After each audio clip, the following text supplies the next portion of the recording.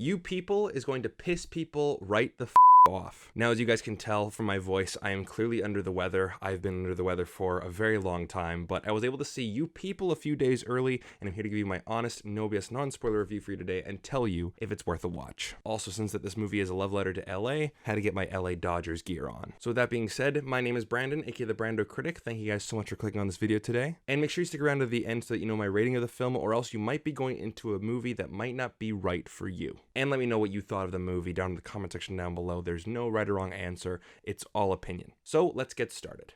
So You People is directed by Kenya Barris, and this is actually his very first movie he's ever directed. He has done some TV with episodes of Blackish. And it stars Jonah Hill, Laura London, David Duchovny, Julia Louis-Dreyfus, and Eddie Murphy. A big stacked cast. And the basic story is that a white Jewish guy falls in love with a black Muslim girl, and they want to get married, but they both struggle to get along with each other's parents. Now, at the beginning of this video, I said that people would be pissed off by this movie. And why is that? Well, this movie does talk about a controversial subject matter. You know, America's favorite subject matter, race relations. And in my own personal experience, anytime I've talked about any movie that deals with this subject matter, the comment section is just a bloodbath of just stupidity.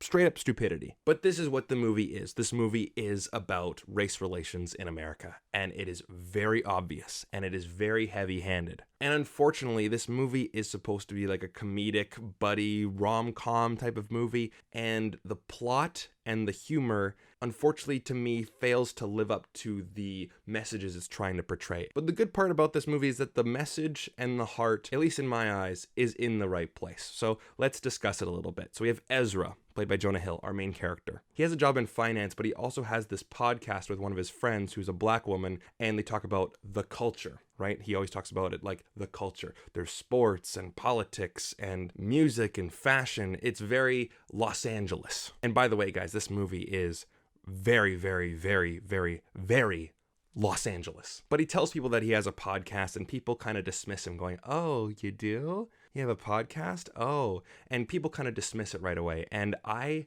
can relate to that. I mean, heck, I have a YouTube channel talking about movies, and people go like, "Oh, you do? Like, does YouTube pay you for that? Like, are you going to make a living out of that?" You know, people are very dismissive about content creators in real life, which is a shame, but I get it. I mean, heck, I'm wearing my own merch right now.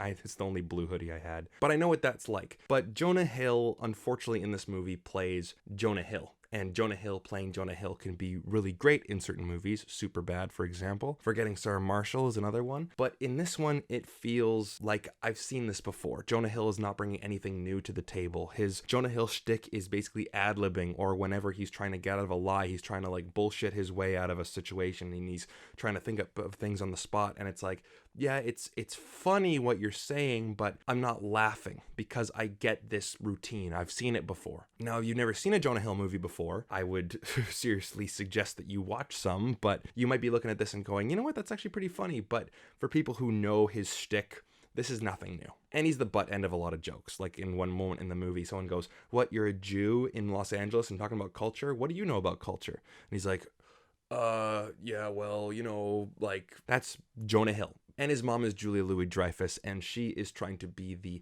hip mom. She's always using air quotes. She's using words like chill and lit, and she's always trying to be involved. And we'll get back to her in a minute. But Ezra meets Amira, played by Lauren London, and she is a black woman, and she is a costume designer. And the way that they meet is a quite funny set piece. He gets into the back of her car because she's lost, and he thinks that she is an Uber driver, and she's like, "Oh, because all black people look the same." And she basically plays the race card. "Oh, you racist white boy, get out of the backseat of my car," yada, yada, yada. But then there's a big misunderstanding, and they end up falling in love. But then they have to meet both of each other's parents. And before I get to that, Amira's whole character basically is that she wants someone real. And on the first date, Ezra says, "I don't like to put people in boxes." And so she goes, "You know what? That's real. I like you." Not much of a characterization there, but it's something. But here's where we get into the real meat and the potatoes of the movie. The race relations. So when Amira meets Ezra's parents, David Duchovny and Julia Louis-Dreyfus, they fall into the trap where they are too afraid of being racist, so they double down on it. And it is very awkward, very cringeworthy. It leads to a couple funny lines, but I've seen this in real life. I've seen it happen to me firsthand. Maybe I can't say that it happened to me, but I've seen it around me in various parties. I went to a liberal arts college, right?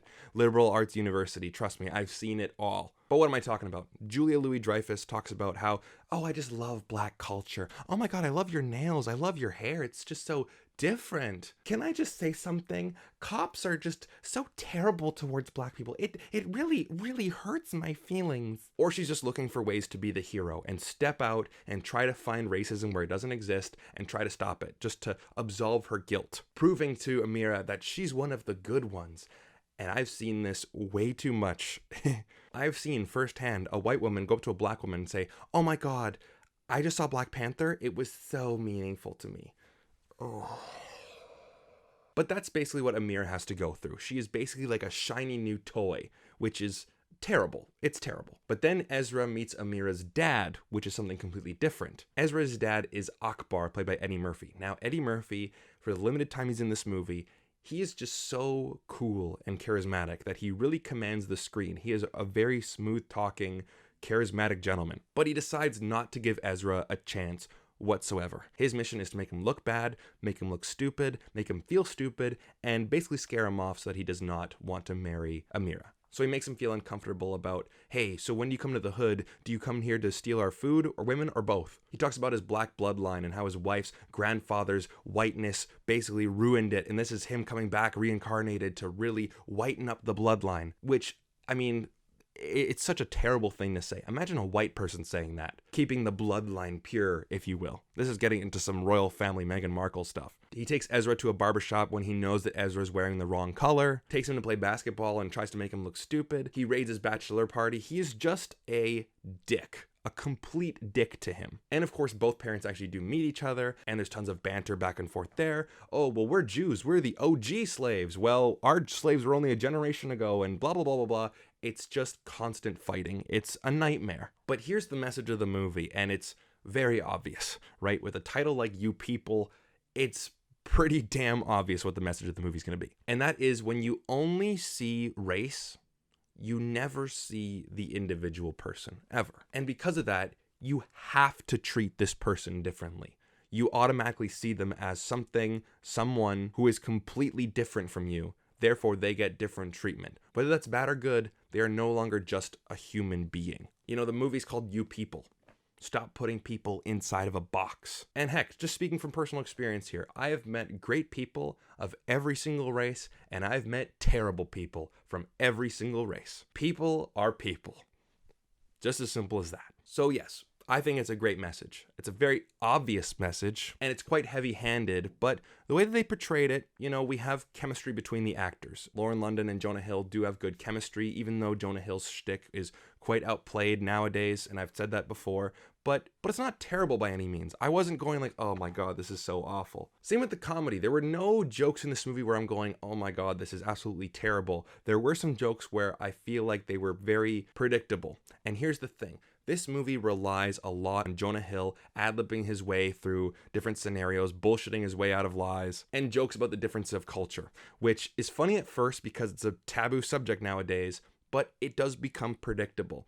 That is, unpopular opinion here, the reason why I don't actually like the movie Team America, because while, oh my God, as soon as you watch it, you're like, I can't believe they're making these jokes, like they're so hilarious. But then 20 minutes go by and you're like, okay, I know the standard. I know what jokes are coming. And like this movie, you think about the premise, a Jew white guy and a black Muslim girl. What jokes can they put in here? Okay, we got to make some jokes about slavery. We got to make some jokes about money. We got to make some jokes about the white women at the spa. Got to make some jokes about the black barbershops. Like, it's all predictable stuff. Like, you can see these jokes coming from a mile away so that when they happen, sure, they're funny, but you don't necessarily, at least I didn't necessarily laugh that hard at them. And a lot of the humor and plot relies on you knowing a lot about Los Angeles and about hip culture, right? So like Drake, for example, I know he's from Toronto. They even mentioned that in this movie, but there's a whole running gag about Drake. It's like, no, I'm this version of Drake, not this version of Drake, but you need to be this third version of Drake. And I'm like, I don't like Drake. I don't find any of this funny. And the scene goes on for like 5 minutes and they're talking about the same thing. So it's not for me. But if it is for you, if you're from Los Angeles, if you like hip hop music and you're into the culture, like everyone's wearing Gucci and Versace in this movie. If that's you, then this movie is definitely for you. If not, then those moments you might be left in the dark. But overall, I liked the movie. I'm giving this a 3 out of 5, but that still leaves you with one problem. Once you watch this movie, and if you like it, and you want to watch another controversial movie with Jonah Hill in it, well, I recommend one that was very divisive, that is Don't Look Up, but luckily enough, I have a review for that movie on my channel, so I hope you click on that video, and I'll see you guys there. Thanks for watching. Take care.